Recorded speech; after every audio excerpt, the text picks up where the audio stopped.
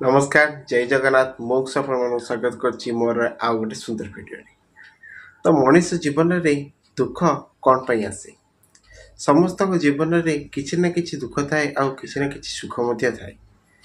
तो यही प्रश्न जन व्यक्ति मन में आसला आउ ता जीवन में सब बेले केवल दुख ही लगी रही यही टेंशन भितर से गला गौतम बुद्ध पाखु आ जाई पचारा महात्मा मो जीवन में सब बेले दुख कौन पाई आसुची आउ एक शुणिकी महात्मा जनक कहले कि तुम जीवन में कौ दुख आसुची से समय रे से लोकटी कहला कि सब प्रकार दुख शारीरिक मानसिक ठार आरंभ करिकी टंका पैसा घर जमी बाड़ी ठार सब किछि दुख मो जीवन में अच्छी टोटाली शांति भी नहीं आउ एक शुणिकी महात्मा कहले तमें कौन जापर तुम जीवन में दुख कौन पाई आसुची आउ एक शुणिकी से लोकटी कहले तो जापारुनी आईपाई आपण पाखक मु पचार कि मो जीवन में दुख कौन पाई आसी आउ एक शुणिकी महात्मा जन कहले कि ताले मु तुमको एवं तीनो उदाहरण दूची गोटे लोक गोटे गछ पर चढ़ी आ गछ को धरिकी चित्कार करी कहूँ कि मत बचाओ किंतु से समय तले गोटे ऋषि जाऊे आर किसी शिष्य जाते से शिष्यटी जो देखला कि से लोकटी चित्कार करी कहूँ कि मत बचाओ बोली कि से समय से शिष्यटी कहला भी बचाइबा आवश्यक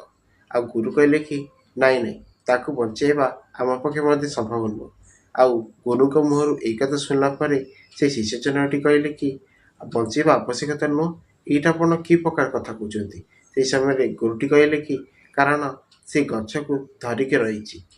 आमे ताकू केमिति बचाइबा कारण जी गोटे जिनिस को धरिकी रखि ताठार आम के छड़ी पार ना सेमती तमें सब बेले संसार मोह माया को जापुड़ी धरिकी बसच आउ तमें ताको छाड़ी भी पारुन आ तमें शांति आ खुशी केमिति पाइब एटा हला प्रथम उदाहरण द्वितीय उदाहरण गोटे मऊमाछी निजे बुनी जाल को दिने ना दिने निजे ही फसी जाए आठू के भी बाहरी पारे ना आर उदाहरण हूँ कि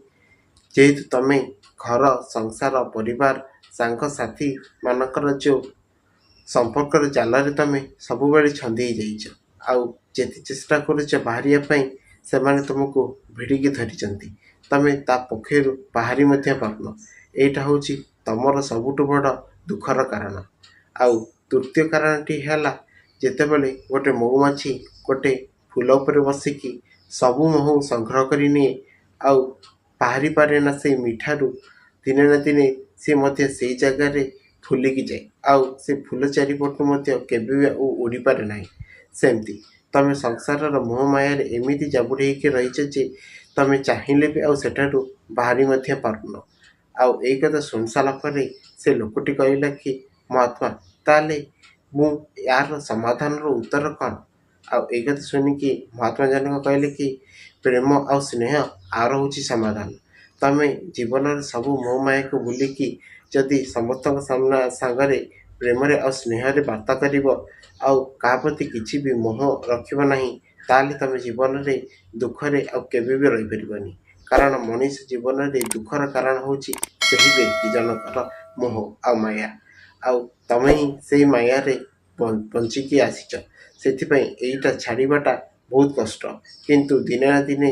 निश्चय चेष्टा कले आपको छाड़ी पार एक कथा शुणला से व्यक्ति बहुत खुशी गला आ महात्मा आशीर्वाद नहीं सेठार चलीगला ये कथार कहबार तात्पर्य हूँ कि जदि तुम संसार मोह माया दूरे रही तमें निश्चिंत सुखरे रदि भिडियो भल लगी भिडियो को लाइक करूँ और चैनल देखिए प्रथम थर भिडियो देखते तभी चैनल को सब्सक्राइब करने भूलु नहीं। जय जगन्नाथ।